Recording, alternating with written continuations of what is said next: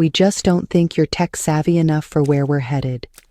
That was the sentence, delivered without a blink, without hesitation, by Damien, our newly hired CTO who had been with the company for barely 6 months. I sat across from him in the glass conference room, the late morning sun spilling across the table between us. I remember how calm his voice sounded, like this was just another item on his to-do list. 19 years. I'd been with them for 19 years. I'd built their IT department from scratch, long before they had even thought about cloud systems or customer analytics or infrastructure dashboards. When I started, we ran on dial-up and handwritten inventory. Now, every branch, every server, every line of code, they all bore the imprint of my hands. And yet, here I was, being told I was outdated. Damien used words like evolving landscape, automation era, and strategic realignment. But they all boiled down to one thing: they didn't need me anymore, or at least they thought they didn't. He slid a folder toward me, severance package, 2 months' pay and whatever vacation days I hadn't used. I picked it up slowly, glancing at the pages. Diane from HR sat quietly beside him, avoiding my eyes. I nodded. "Thank you." Damien looked slightly disappointed. Maybe he'd expected me to argue, cry, plead, but I wasn't angry, not yet. I was just done. There's a kind of silence that settles in your bones when you realize the place you poured your life into doesn't see you anymore. And that silence, it's louder than any goodbye. My name is Linda Carter. I'm 52 years old, and for nearly 2 decades, I ran the IT department at Wellridge Solutions, a mid-sized logistics and inventory firm based out of upstate New York. Not exactly the kind of place that makes headlines, but it was home. At least it used to be. When I started there, we had 2 offices, no central system, and a tangle of outdated desktops held together by sheer hope and zip ties. The servers were in a janitor's closet, and the company database was a series of badly labeled Excel files, living on a shared drive no one could remember the password to. I came in on a 6-month contract. That contract turned into 3 years, then 5. And before I knew it, I was leading the entire department, managing a small but capable team, and building out an infrastructure that could actually support the company's rapid growth. Bit by bit, we created something reliable, secure, intuitive, tailored to our specific needs. There was no budget for fancy consultants or big-name platforms. We built everything ourselves, me and the team I personally hired and trained. I was never flashy. I didn't talk much in meetings unless there was something important to say. I just worked, solved problems, kept things moving, made sure people could do their jobs without realizing how much depended on what we'd built behind the scenes. The thing about quiet work is it often gets taken for granted. People forget that stability isn't magic. It's maintenance. It's anticipation. It's long hours spent documenting code at 2 a.m. or patching systems before users even know they're vulnerable. I remember one night, a winter storm had knocked out power in half the region. Our backup generators failed in one office, and all our outbound freight tracking went dark. I drove out at midnight with a portable power unit, hooked it up myself, and restored the servers. I didn't even tell upper management. It just wasn't necessary. The system came back online. That was enough for me, and they liked that about me, I think. For a while. I wasn't loud, I wasn't political, I didn't jockey for attention or awards. I just delivered, year after year. But things began to change. We got acquired by a larger firm. They brought in new leadership, new strategies, new visions. Buzzwords started replacing real discussions. Digital transformation, agile shift, cloud-first architecture. And along with all of that came Damien. He was everything I wasn't. Young, slick, spoke in sharp, impressive jargon. He wore blazers with designer sneakers and always had a tablet in hand, even if he never really used it. From day one, I could feel it. He didn't see me as a partner, just a holdover, someone tethered to legacy systems. It didn't matter that the systems were stable. It didn't matter that downtime had been nearly zero for the last 5 years. It didn't matter that our cyber audits always passed with flying colors. To him, I was a relic, and relics don't have a place in his kind of future. At first, I tried to be open. I offered walkthroughs, shared architecture maps, even suggested we begin slowly integrating cloud services, but he barely listened. He wanted to move fast, break things, modernize at speed. I didn't fit into that narrative. Still, I stayed quiet, did my job, kept the systems running, supported my team. But deep down, I felt the pull of being slowly, methodically edged out. Sometimes it doesn't come as one big betrayal. It's little things, meetings you're no longer invited to, projects reassigned without explanation, people speaking about your role in the past tense while you're still sitting right there, and all the while you wonder, is this how it ends? Not with a fight, but with a fade? Looking back, I think the first real sign came when Damien scheduled a systems overview meeting and didn't invite me. It was a Thursday morning. One of the junior analysts forwarded me the calendar link by accident, thinking I had already received it. When I clicked in, I saw every department head on the invite list except me. Even people from marketing and finance were there, but not the woman who had overseen the company's tech infrastructure for 19 years. I told myself it was an oversight, a mistake. Maybe he just assumed I was too busy. Maybe. But mistakes like that started happening more often.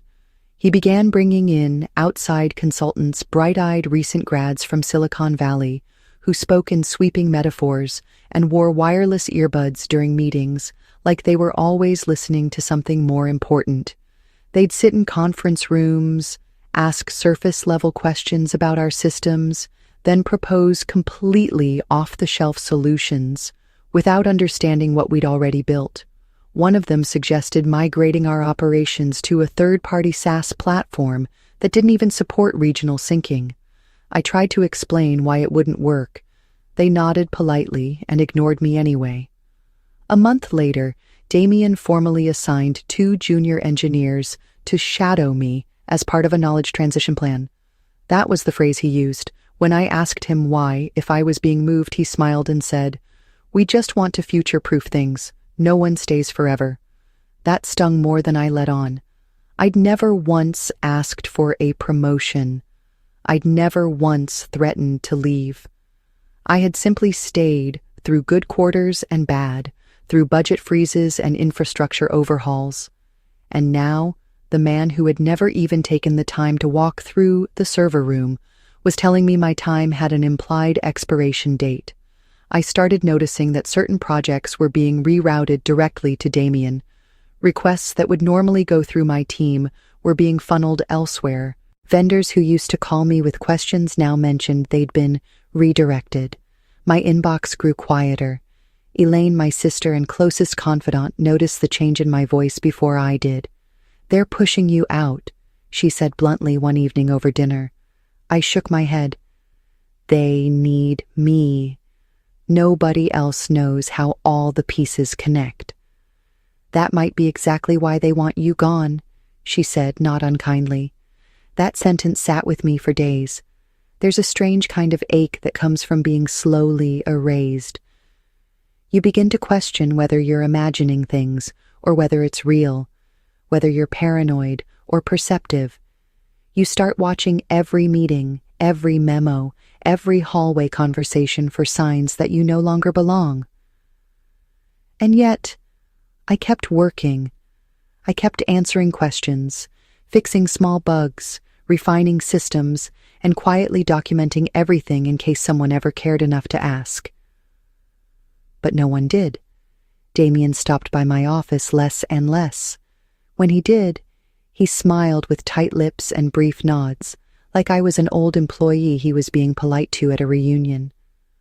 One afternoon, after I caught yet another process redesign being implemented without looping in IT, I gently raised the concern in a leadership Slack channel. Damien didn't reply. But an hour later, I was removed from the channel altogether. That was the moment I stopped pretending. I wasn't part of the plan anymore. I was the obstacle to it. What they didn't understand, what Damien didn't even think to ask, was that this wasn't just a job for me. I'd poured years of my life into building a system that worked, that lasted, that supported hundreds of people, and made their jobs easier. Every shortcut I hadn't taken, every corner I'd refused to cut it, had all been for the sake of long-term stability. And now they were trading it all away for flash, for speed, for something newer.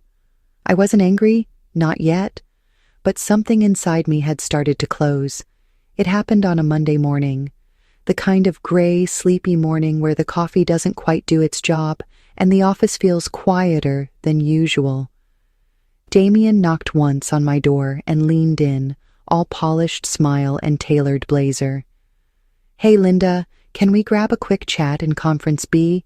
Diane from HR will join us." That was all he said, but I already knew. I followed him down the hall.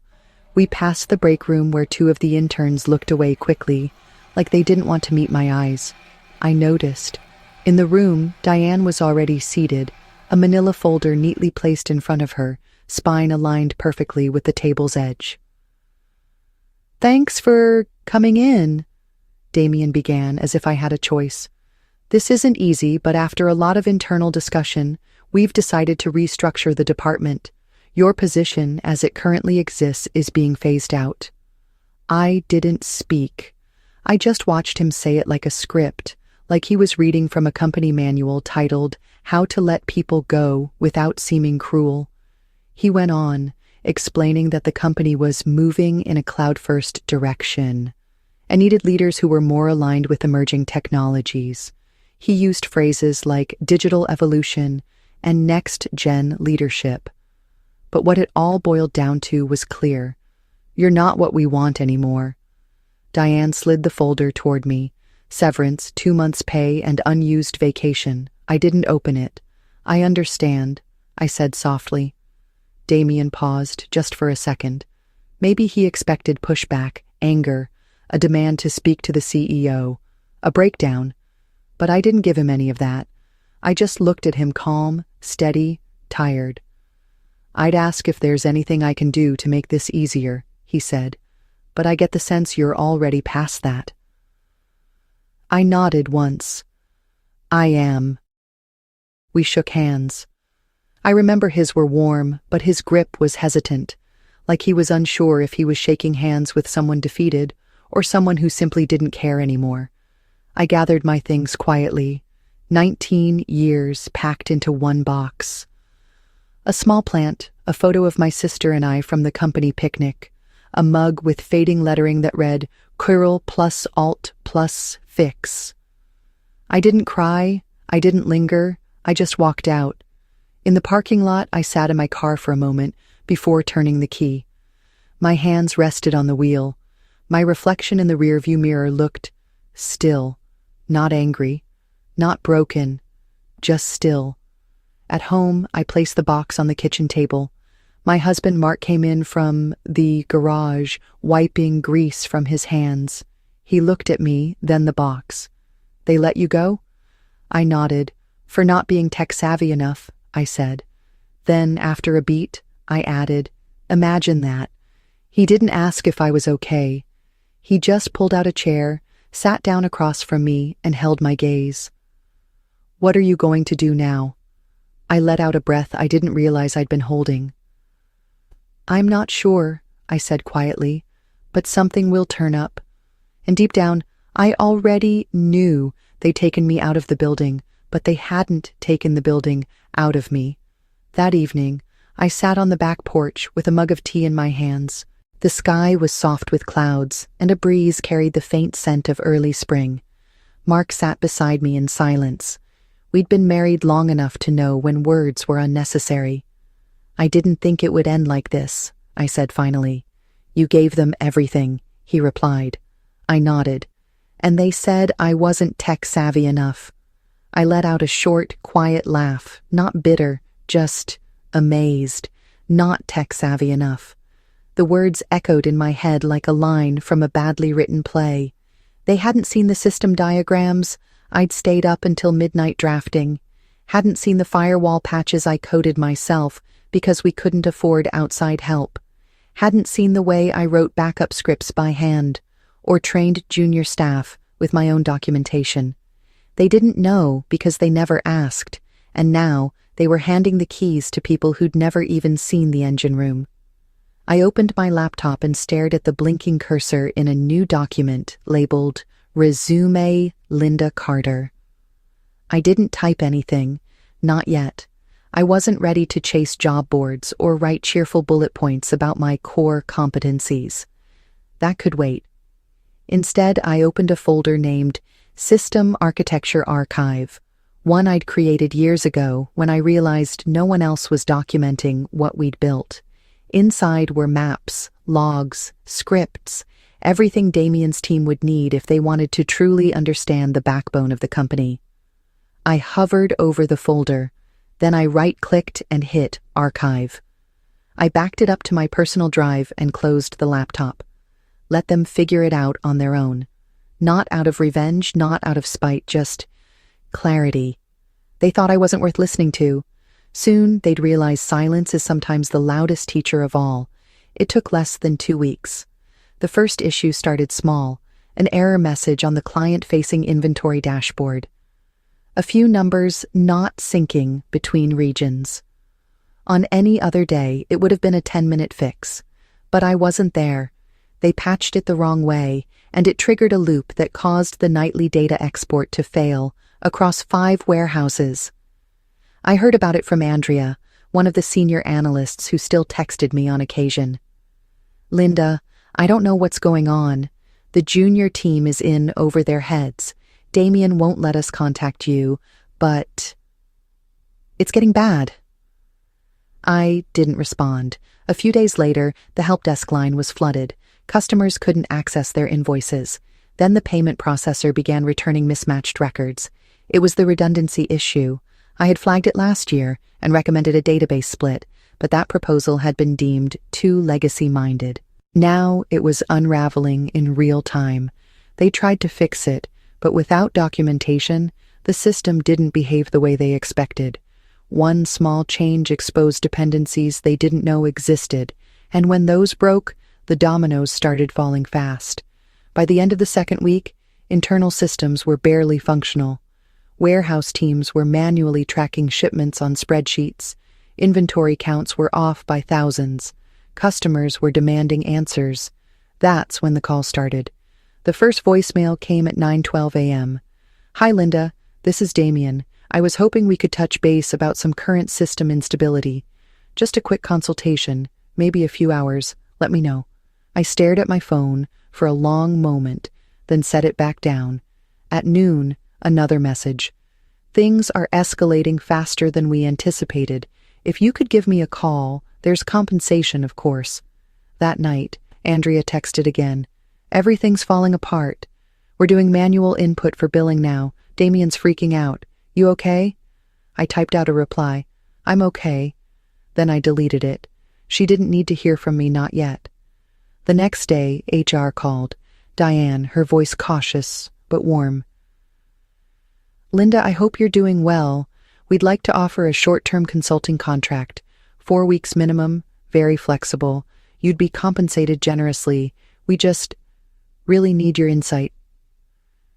I sipped my tea and let her voicemail end. They weren't just asking. They were desperate. I walked out to the porch, Mark reading the newspaper beside me. They're calling, I said. He looked up. Gonna answer? I shook my head. Not yet inside. I opened my laptop again and checked the logs on my personal backup. The structures, the data trees, the dependencies, all still there, clean, clear, precise. I didn't want revenge, but I wasn't going to reward arrogance either. By week 3, my LinkedIn notifications were blowing up. Messages from former colleagues, recruiters, even a few competitors who had heard whispers about what was happening at Wellridge. That's when I got the email. Subject: Opportunity to reconnect. from Novanet, a growing logistics tech firm.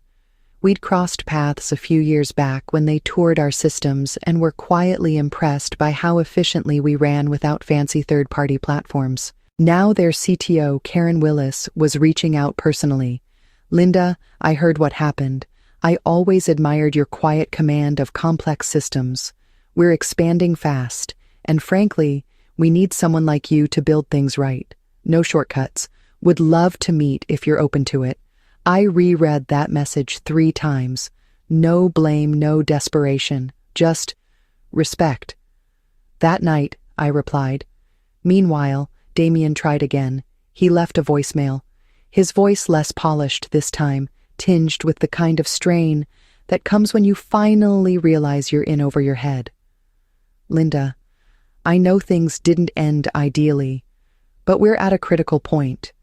The board is asking questions. Clients are leaving. Please, we'll double the hourly rate, whatever it takes." But it wasn't about the rate. It never was. I sat with that message for a long time, and then I deleted it. Some lessons can't be taught through words, only through the absence of what you took for granted. 3 days after the email from Novanet, there was a knock at my door. It was nearly 8 p.m. The sun was just beginning to dip behind the trees when I opened it and found Damien standing on my porch. His designer jacket was rumpled and there were dark circles under his eyes. For once he didn't have his tablet or his rehearsed smile. He looked real, tired, uncertain. "Linda," he said, trying to steady his breath, "I know this is unusual, but I didn't know how else to reach you." I leaned against the doorframe, arms crossed gently. "The system is down," he continued. "Not just one module. Everything. We're flying blind. Clients are pulling contracts. The board wants answers I don't have." He paused, eyes scanning my face for something sympathy, maybe recognition. A crack in the wall he'd helped build between us. "We need you." There was a long silence between us, the kind that stretches heavier with each second. "I'm sorry to hear that," I said softly. He shifted. "We're prepared to offer you full consulting authority, any rate you name. Just help us fix this." I watched him closely.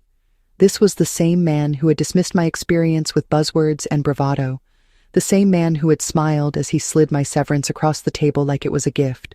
And now he stood here, looking like the system had finally shown him who had truly been keeping it alive all along. I tilted my head slightly.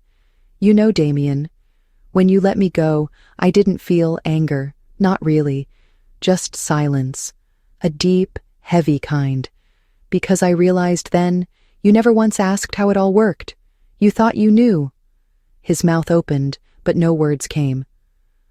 "I've already made a commitment," I continued, "to Novanet. They're building something the right way. With care. With respect."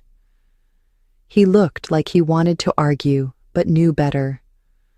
"I understand," he said finally. "But is there really nothing we can do to change your mind?" I offered him a faint smile, not cruel, just honest. "I'm not here to fix what you chose to break." He nodded slowly, eyes dropping to the porch floor. "I hope you get the help you need," I added, and with that I closed the door. Not loudly, not with drama, just firmly. Then I turned off the porch light and went back to preparing dinner. For the first time in weeks, I felt completely at peace. Not triumphant, not vindictive, just free. The following morning, I met Karen Willis from Novanet at a quiet coffee shop just off Main Street. She was already there when I arrived, buttoned blazer, tablet closed, hands wrapped around a simple black coffee. We shook hands. Hers was firm, steady, no corporate pretense. "Linda," she said, smiling, "thanks for meeting me. I've been hoping we could have this conversation for a long time." She didn't launch into a pitch. She asked about my morning, my family, how I'd been since leaving Wellridge. She listened, not just waited to speak. That was the first sign. Over the next hour, she laid out her vision, a full-scale infrastructure rebuild. Novanet was growing fast, 4 new warehouses, expanding delivery logistics, new compliance regulations looming. They needed a foundation that could scale without collapsing under its own ambition. "We don't want trendy," Karen said. "We want solid, proven, built to last." I raised an eyebrow. That's not something I hear often anymore. "I know," she said. "That's why I want you." She explained that she'd followed my work for years, had even visited our systems back at Wellridge during a tech audit 3 years ago. She remembered the seamless structure, the intuitive layout, the stability. "You built something most people didn't even realize was remarkable," she said, "because it didn't break. And that's the mark of great engineering." I looked out the window for a moment, letting her words settle. It had been a long time since anyone had spoken about my work like that. Karen slid a folder across the table, but unlike Damien's, this one didn't hold a severance. Inside was an offer: Chief Systems Officer, full autonomy to design Novanet's new infrastructure, a generous salary, stock options, and the freedom to hire and build my own team from the ground up. But more than that, it came with something I hadn't felt in years: trust. "We'll move at your pace," she added, "and we document everything, no black boxes, no single points of failure. That's a rule here." I smiled at that. "Music to my ears." She paused. "I'm not trying to flatter you, Linda. I just believe that systems and people should be built to last. And that starts with honoring the people who do it right." That afternoon, I accepted the offer. 2 weeks later, I stepped into Novanet's offices, not as a contractor, not as a placeholder, but as a builder with a clean slate and the backing to do things properly. It wasn't flashy. The office was modest, the team still small, but there was energy in the air, quiet, focused, purposeful. I spent the first week mapping out their current systems, meeting team leads, and listening. No one interrupted. No one dismissed what I had to say. They asked questions and wrote down the answers. I brought in a few people I trusted. Andrea joined as senior systems analyst. A former database engineer I'd mentored years ago returned to help us lay the groundwork. We didn't rush. We didn't chase perfection. We chased reliability. I designed a modular structure that would allow Novanet to scale without compromising data flow. I integrated real-time redundancy checks, multi-region support, and a documentation system that was simple enough for a new hire to navigate within days. Every step, every decision was made with one question in mind: will this still make sense 5 years from now? It was the opposite of how Wellridge had ended. There were no shortcuts, no ego-driven pivots, just people who believed that doing something the right way might take longer, but would carry further. By month 3, the first branch was live. No downtime, no crashes, clean handoff. Karen sent me a single-line email that night. That was the smoothest launch I've ever seen. I didn't reply right away. I just sat in my office, lights low, staring at the diagram I'd sketched weeks ago. It was working. Not just the system, the trust, the respect, the quiet confidence that I hadn't lost value. I'd simply been in the wrong place. The first headline appeared in a small industry newsletter: Wellridge Solutions loses major fulfillment client amid system failures.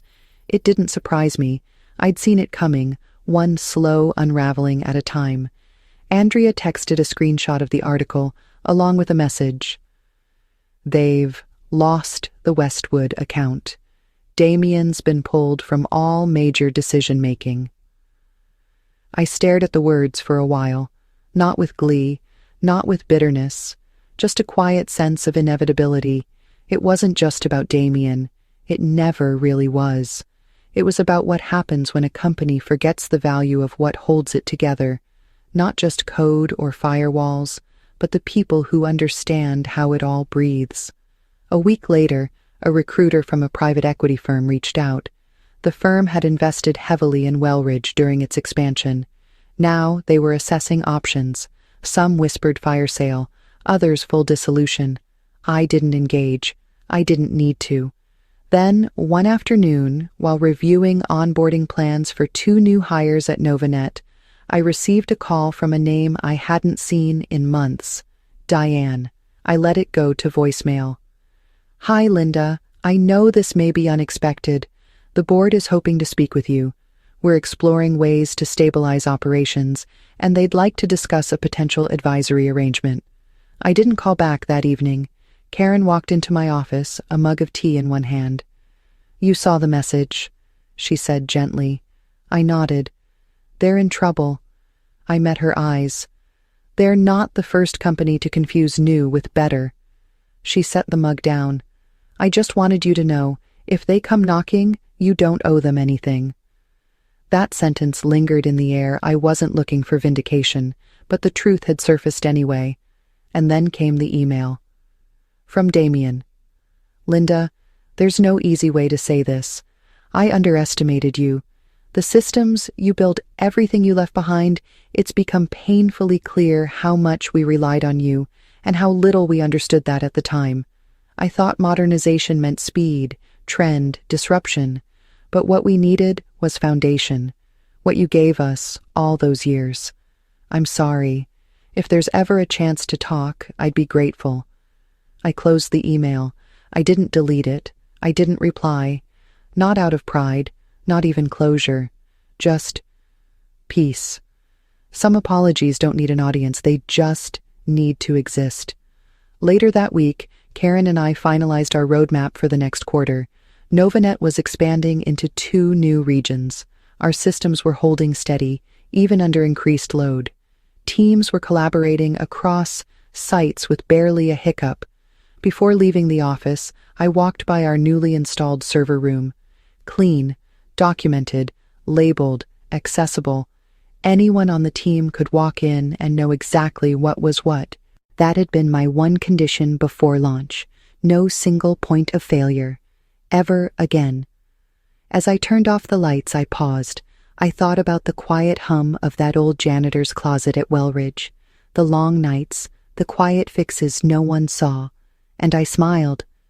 They hadn't broken me. They just taught me where not to stay. 6 months later, I stood at the front of a small conference room at Novanet's new training center. There were 12 people seated in front of me, new hires, mid-career engineers looking to transition.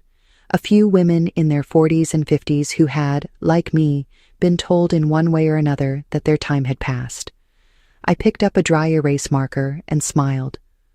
"First rule," I said, writing the words slowly, carefully across the board. "Document as if the person after you will have no idea what you were thinking, because one day they won't."